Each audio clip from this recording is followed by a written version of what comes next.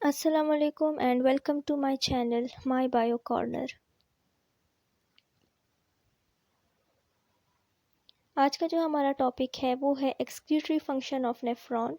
Excretory function of nephron में 3 steps आ जाते हैं। Number 1 is ultrafiltration, number 2 selective reabsorption and third one is tubular secretion.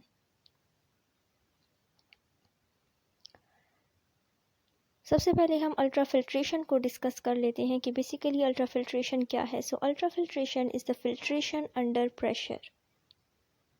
होता क्या हमारे पास कि हमारे पास दो आर्ट्रियोल्स होती हैं, एक एफरेंट आर्ट्रियोल, दूसरी हमारे पास एफरेंट आर्ट्रियोल।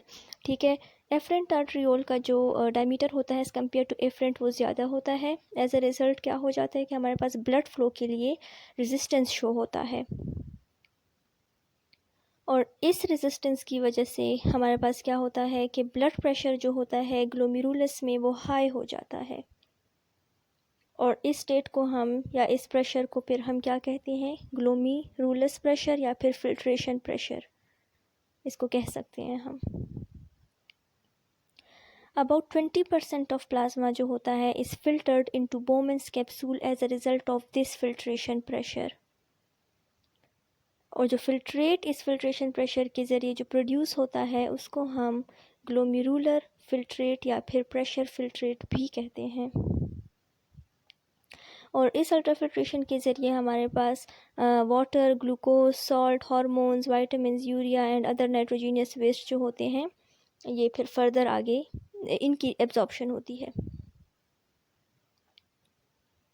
सेकेंड वन जो हमारे पास है वो सेलेक्टिव रीएब्जॉर्प्शन है। यहाँ पर क्या होता है कि इसमें useful substances for the body are reabsorbed. ठीक है, जैसे कि हमारे पास 125 ml पर मिनट हमारे पास ग्लोमेरुलर फिल्ट्रेट जो है वो प्रोड्यूस होता है, और तकरीबन 124 ml जो होता है वो रीएब्जॉर्ब होता है ऑन एवरेज।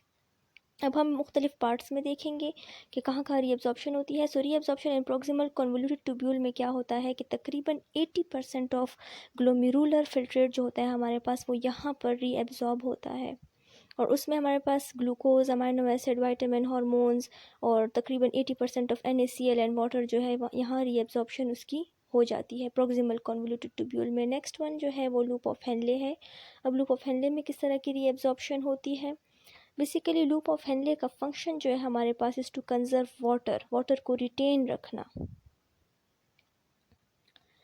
हमारे पास जो है लूप ऑफ हेनले में दो किस्म के लिम्स होते हैं, एक एसेंडिंग लिम्ब होता है, एक डिसेंडिंग लिम्ब होता है। तो एसेंडिंग लिम्ब जो होता है वो हमारे पास permeable to impermeable to water होता है।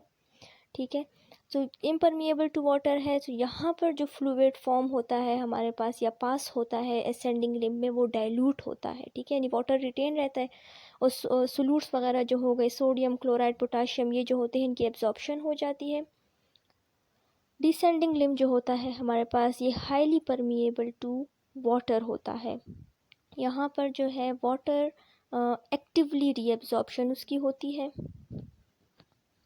ठीक है, water is actively reabsorbed here about 90%। ठीक है, जिसकी वजह से क्या होता है हमारे पास कि यहाँ पर जो फ्लूइड फॉर्म होता है वो कंसनट्रेटेड होता है। अच्छा, रीएब्जॉर्प्शन इन डिस्टल कन्वोल्यूटेड ट्यूब्यूल हमारे पास क्या है कि फ्रॉम एसेंडिंग लिम्ब हमारे पास जो फिल्ट्रेट है वो कहाँ जाता है, वो डिस्टल कन्वोल्यूटेड ट्यूब्यूल में पास हो जाता है।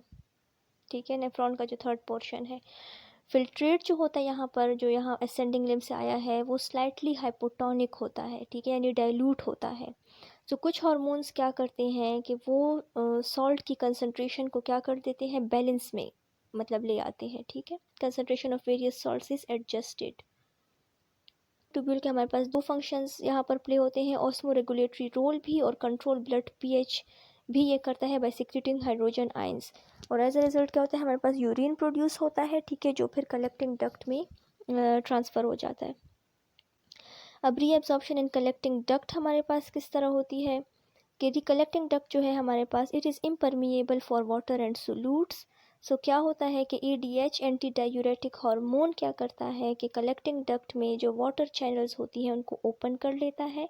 एज अ रिज़ल्ट हमारे पास क्या होता है कि वाटर तो बाहर निकल गया, तो यूरिन जो होता है वो कंसनट्रेटेड हो जाता है। आखिरी जो हमारे पास है वो क्या है, ट्यूब्यूलर सिक्रीशन।